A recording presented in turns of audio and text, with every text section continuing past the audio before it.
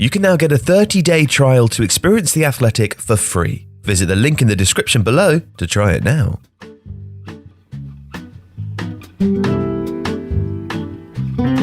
Perhaps best showcased by Thomas Tuchel's Chelsea or Roberto Martinez's Belgium, the 3-4-3 has become an intriguing option for any side looking for a solid balance between defence and attack. Whether referred to as a back three or a back five, it's widely accepted that systems which employ three centre-backs increased in popularity and usage during the 1980s.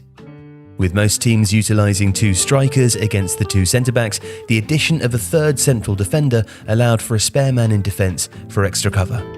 There are different types of three-at-the-back system, but the 3-4-3 is the most common, with its three centre-backs, two modern wing-backs, a double pivot, two free-roaming 10s, and a striker. But what are the natural advantages and disadvantages that come with the 3-4-3?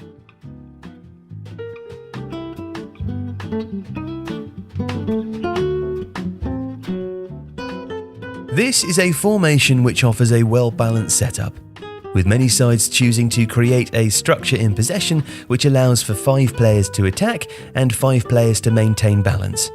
The 3-2 shape at the back, which is created by the 3 central defenders and the double pivot, is a great foundation. The front 5 is then created by the 2 wing-backs, the 2 attacking midfielders, and the striker, with the wing-backs maintaining width on each side to stretch the opposition laterally and the striker making runs in behind the backline to stretch them vertically. There will then be spaces opened between the lines for the attacking midfielders to operate in. Depending on their role within the team, the wing-backs in a 3-4-3 can be utilised in various ways, which is something that can allow the system a degree of tactical flexibility. In possession, they will often have the freedom to both push forward simultaneously, knowing they have defensive coverage behind them in the form of 3 centre-backs.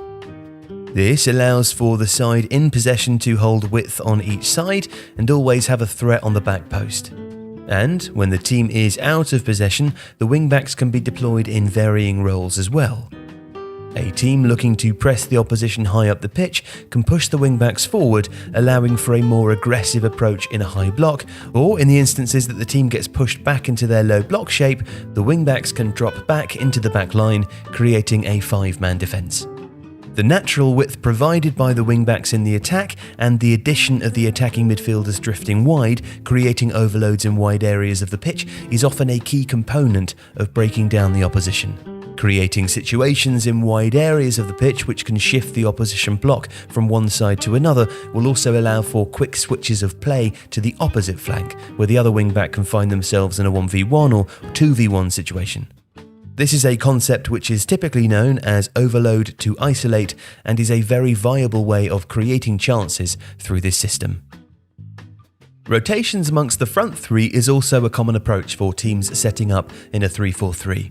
Whether that means 2 players stretching the back line with 1 player dropping underneath, 1 player up top with 2 players finding space between the lines, or one of the attacking midfielders dropping even deeper into the midfield to create central overloads, there are many positional rotations which can occur within this structure. One final key foundation of this formation, which is important in ball progression, chance creation and counter-pressing, is the strength of the box shape created by the double pivot and the attacking midfielders. Cohesion among these 4 players is a component for success.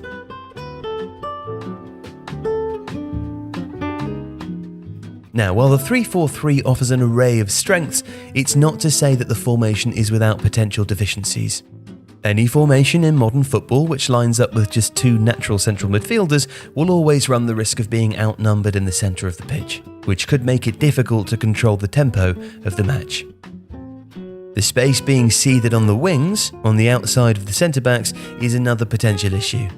With both wing-backs pushing up into the attack, these wide areas may become susceptible to opposition counter-attacks. This will require the wide centre-backs to be mobile and capable of covering larger areas of space and defending one-on-one in wider areas of the pitch. When compared to a more traditional centre-back pair, the wide centre-backs will also have more responsibility to progress the ball into midfield, whether that's through carries or line-breaking passes. Finding defenders who possess the necessary attributes and are capable of this role can also present challenges and great cost. Positioning for the two players who are deployed in the double pivot may also be an area for concern if they are not disciplined. It's often up to them to maintain a sense of balance in the side both in and out of possession, and a lapse in judgment by these players could leave the backline exposed.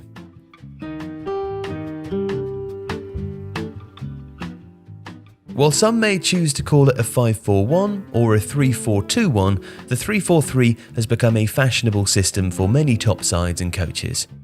A formation which offers balance and can be exciting going forwards, while also maintaining strong foundations for defending at the back.